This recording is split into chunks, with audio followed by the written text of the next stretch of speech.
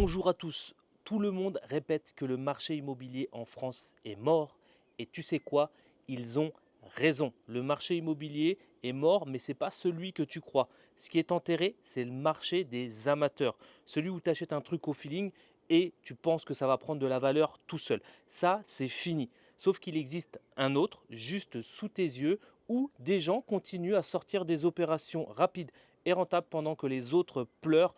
Reste jusqu'à la fin de la vidéo, on va voir si définitivement le marché immobilier en France est mort ou pas. Ok, dans cette vidéo, je voudrais aborder le sujet du marché immobilier en France parce que c'est très tendu, on entend tout et n'importe quoi et forcément, on va en discuter sur cette vidéo. Donc dites-moi en commentaire si vous pensez qu'aujourd'hui le marché est saturé, s'il est en baisse en France, s'il est catastrophique, s'il vaut encore le coup d'investir en France. Mais dans cette vidéo, justement, on va faire un petit peu un passage de tout ce qui s'est passé durant ces 5 dernières années et ce qui nous attend pour le futur en France. Ce qui est mort à mon sens, c'est ce qui prenait de la valeur passivement, c'est-à-dire on a eu une belle génération, en tout cas ce qu'on appelle les boomers ont eu une belle génération pour investir dans l'immobilier.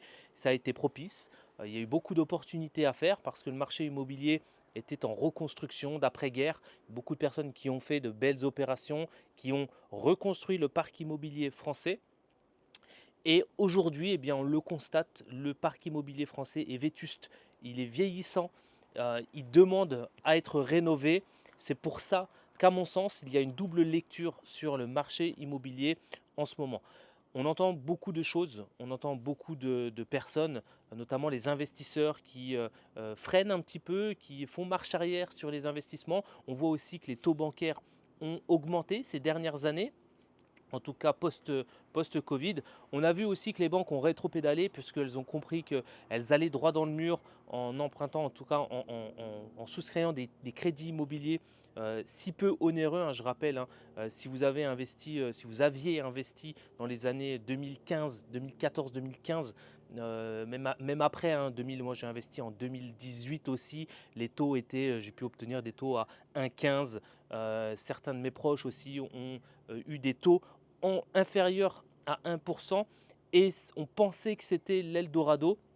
Mais on se rend compte qu'aujourd'hui, voilà, ça a beaucoup augmenté. Aujourd'hui, on est plus aux alentours des 3,5, entre 3,5 voire 4%. Ça monte. Il y a une petite baisse, mais aujourd'hui, on sent que les banques ont l'envie soit de rester au même niveau, soit de monter un petit peu. Et aujourd'hui, la question qu'on se pose forcément dans tout ce bourbier, c'est est-ce qu'il vaut mieux investir en France, à l'étranger, ou est-ce qu'il ne faut plus investir dans l'immobilier?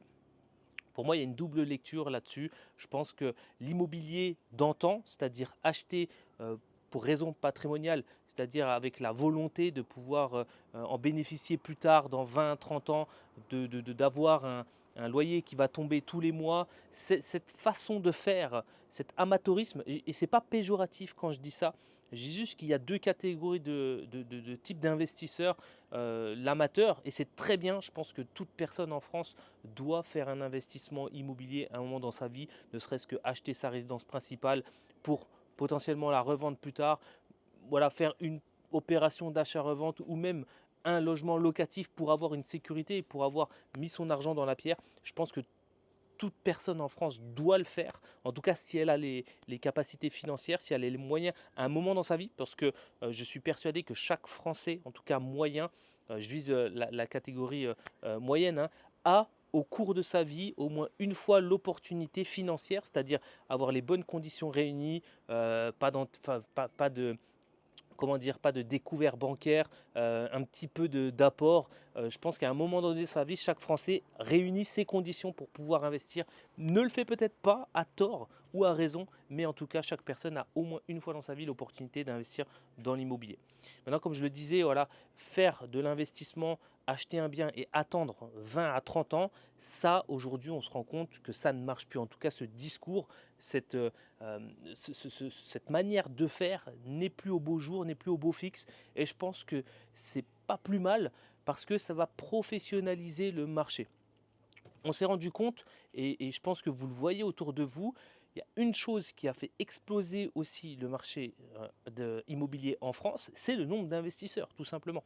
Et c'est sur ça que j'aimerais qu'on se focalise sur cette vidéo. L'accès à l'information et à l'information n'a jamais été aussi ouverte et aussi grande aujourd'hui en France. Je pense que certaines personnes sont peut-être nées dans les mêmes années que moi. Moi, je suis né en 1989. J'ai commencé à investir aux alentours des 25 ans et j'avais toutes les informations sur Internet. J'ai pu construire une maison de mes propres mains parce que j'ai regardé des tutos sur Internet. J'ai pu investir, savoir comment monter un dossier bancaire grâce à des vidéos sur Internet. J'ai pu apprendre à avoir cette connaissance qui était gratuite à l'époque. Et je pense qu'aujourd'hui, il y a même tellement d'informations. Je pense que ça en devient même compliqué d'avoir cette lecture et cette information parce qu'il y en a tellement trop qu'on ne sait plus où donner de la tête et on entend surtout tout et n'importe quoi et surtout des gens qui n'ont pas forcément pour but de vous apprendre à faire de l'immobilier mais plutôt de vous vendre commercialement quelque chose et un discours qui va vous faire miroiter des choses a peut-être plus tendance à marcher aujourd'hui sur la sphère internet, ce qui est dommageable, mais c'est comme ça. Il faut en tout cas à chaque fois qu'on est dans un contexte jouer avec les règles du jeu. C'est comme ça, on l'accepte et on avance ensemble, on trouve des solutions. Donc aujourd'hui, l'accès à l'information, elle n'a jamais été aussi grande. Ce qui a eu pour but de faire sortir de terre énormément d'investisseurs. Aujourd'hui, si vous avez regardé des vidéos YouTube, si vous en parlez autour de vous, je suis persuadé, si vous êtes comme moi dans la trentaine, 30, 35 ans, je suis persuadé qu'autour de vous, vous avez des personnes qui ont investi, qui ont fait du LMNP, qui ont une SCI, qui potentiellement ont ouvert une société de marchand de biens.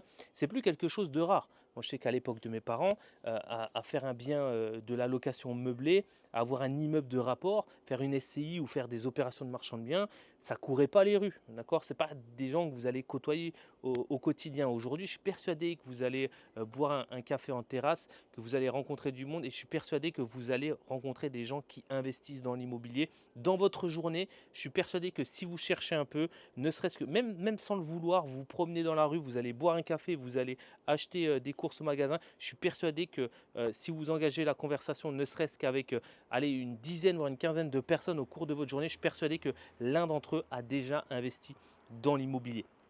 Donc ça a eu pour but aussi d'avoir une perception où il n'y a pas assez de place pour tout le monde finalement. Et que forcément, les banques aussi le voient, hein, les banques n'ont jamais reçu autant de demandes pour les crédits immobiliers, même si, paradoxalement parlant, il n'y a jamais eu autant de demandes de logements en France. La France est en pénurie de logements, on le sait, on a besoin de beaucoup plus de logements en France. Il y a beaucoup de résidences secondaires qui sont vacants. Hein, il y a même des débats aujourd'hui à l'Assemblée nationale où les gens voilà, se disent c'est pas normal. Il y a eu ce qu'on appelle la génération boomer qui ont beaucoup investi dans l'immobilier parce que c'était à la mode. Et aujourd'hui, il y a beaucoup de résidences secondaires qui restent comme ça, sans personne. Et il y a beaucoup de sans-abri en France ou de personnes qui souhaitent se loger dignement. Et ça, c'est problématique. Et donc dans ce milieu-là, dans ce foutoir-là, eh bien vous essayez de vous trouver une place, de vous sortir un petit peu l'épingle du jeu et d'essayer d'obtenir un crédit pour pouvoir investir, mais vous voyez que ça devient de plus en plus compliqué. Aujourd'hui, je pense qu'il faut aborder le marché d'une manière différente. Comme dans tout business, en fait, on a cru, je pense, à un moment donné que l'immobilier allait échapper à la règle tout simplement du cycle de l'entrepreneuriat. L'investissement immobilier, parce que ça a été fait par des personnes particulières qui n'avaient pas une intention commerciale derrière, a toujours eu cette perception de c'est l'investissement du peuple, c'est l'investissement de bonne famille. Et d'ailleurs, on le dit, investir comme un bon père de famille, c'est une expression qui revient souvent. Et je pense qu'aujourd'hui, eh bien, le marché, justement, a eu cette époque où on a pensé que l'immobilier était réservé justement pour les particuliers, pour les gens lambda, voilà, le bon investissement de la bonne famille. D'ailleurs, on le dit, hein, l'investissement de bon père de famille, c'est une expression qui revient souvent. Et je pense qu'on a eu tendance à associer l'immobilier non pas à de l'entrepreneuriat, à de l'investissement vraiment professionnel, mais à un investissement de monsieur et madame tout le monde finalement. Ça n'a pas été un mal, mais aujourd'hui justement, je pense que c'est ça qui nous cause du tort.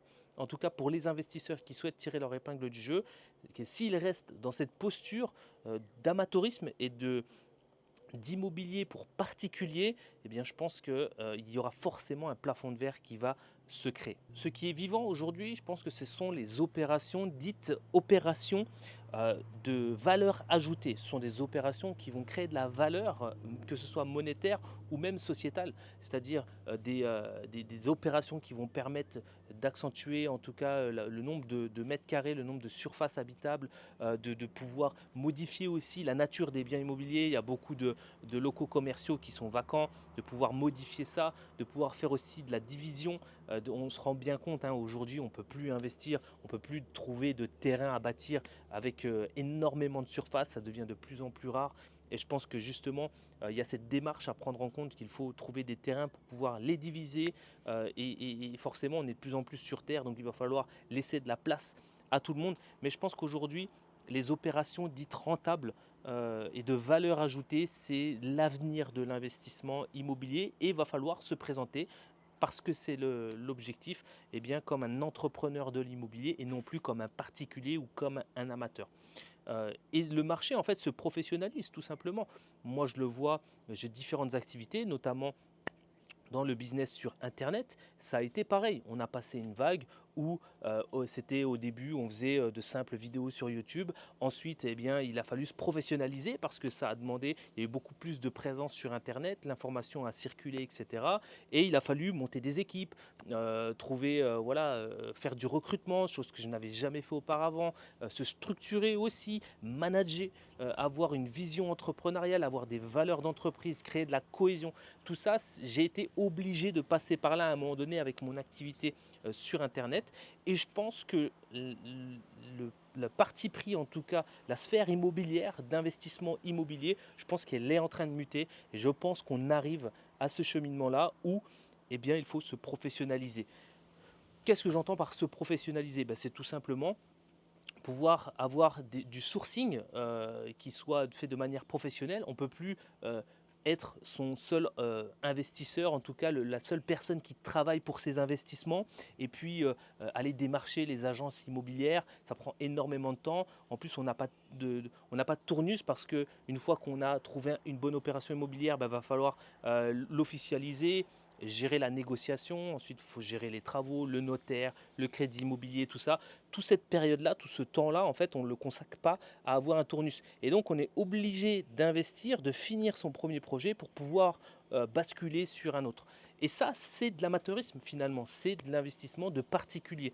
Le professionnel, lui, va devoir sourcer ses biens, les faire sourcer, trouver des personnes qui vont pouvoir travailler pour lui. Alors pas forcément en tant que salarié. Aujourd'hui, le salariat, je pense que ce n'est pas la bonne voie. Je pense qu'aujourd'hui, toutes les entreprises, et on le voit, travaillent en tout cas avec ce qu'on appelle des freelances, c'est-à-dire des personnes qui vont mettre à disposition leurs compétences, mais pour un bout de temps.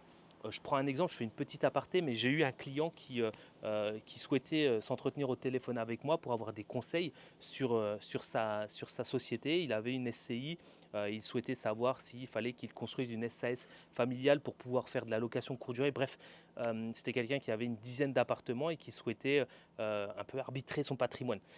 Et quand je lui demande ce qu'il fait dans la vie, eh bien, il me dit qu'il est auto-entrepreneur en fromagerie. Et je trouvais ça assez rigolo. Et moi, je lui demande, voilà, donc tu as ta fromagerie. Et il me dit, non, non, non, en fait, moi, je suis auto-entrepreneur en fromagerie, c'est-à-dire que je vais servir mes compétences, en tout cas, je vais mettre à disposition mes compétences lorsque la fromagerie a du personnel en moins, voilà, une personne qui s'absente pendant 3 semaines, qui est malade, qui a un problème, etc. Moi, je vais pouvoir mettre à ce moment-là mes compétences en place. Et ça, je pense que c'est l'avenir. C'est le nouveau salariat. Je pense que ça tend comme ça. Les entreprises n'ont plus besoin de s'attacher les services pendant 10, 20 ans des salariés. Et à l'inverse aussi, de l'autre côté, les salariés, je pense qu'ils n'ont plus l'envie aussi de s'attacher à des entreprises et préfèrent vendre leurs services. Voilà. Donc il y aura une professionnalisation aussi, je pense, de ce côté-là.